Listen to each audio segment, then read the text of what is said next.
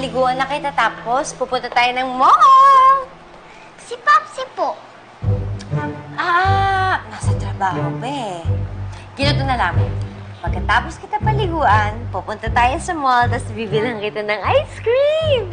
Mamsi, kaya ko na po maligo mag-isa. Big girl na po ako eh. Ayun naman pala, ang galing-galing naman pala ng anak ko. O, dali, ligo ka na, dali. Excited na ako, dali.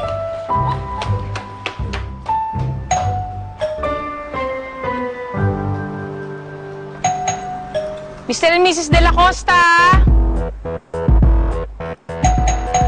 Si Didit Dimalin lang ho ito. Tao po. Oo, happy! Kung sa tingin mo, nakalusot ka na kay Kaka, malusutan mo kaya itong bisita mo! Mr. and Mrs. De La Costa! Si Didit Dimalin lang ho ito.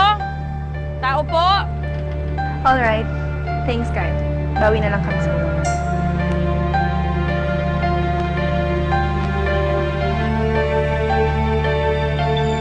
Mr. and Mrs. De La Costa!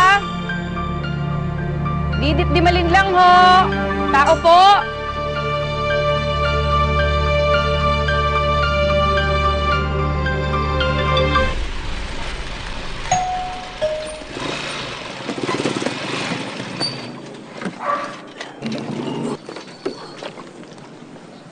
Uy, teka. Kuya, ano yan?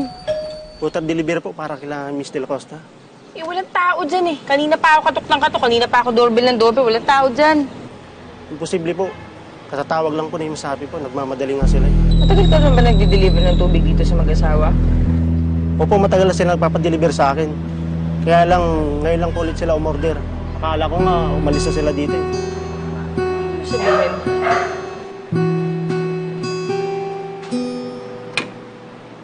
Kuya? Ma'am Didit! Wow!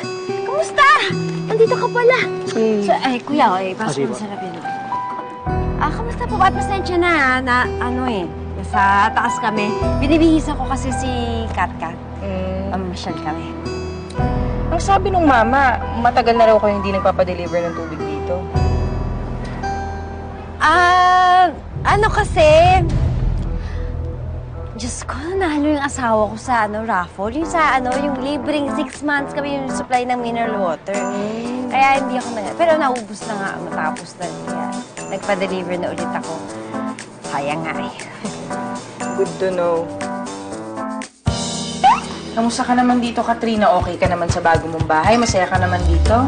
Opo, ang ganda po ng kwarto ko. Ang sarap matulog. Parang ayaw ko na nga po bumangon kasi ang labot po ng kama. Ang dami pong unan.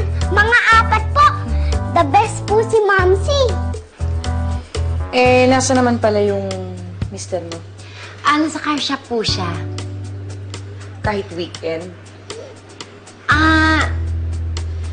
Mas madami kasing kliyente sa weekend. Kaya...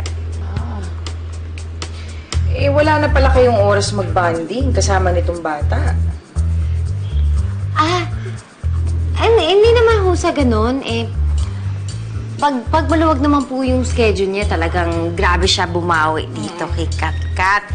At saka, syempre, kailangan doble kayod siya dahil kailangan namin mabigay yung mga gamit na kailangan ni Katkat, ganyan. Naiintindihan ko naman, syempre, mas importante sa inyo mga material na bagay, hindi ba kaysa yung panahon sa anak ninyo? Hindi naman ho sa ganun. Bumabawi naman talaga siya kay Katkat. Bumabawi. Pero may mga oras din, di ba, na nasasayang. Alam mo, mahirap na bawiin yun eh. Yun lang naman ang akin.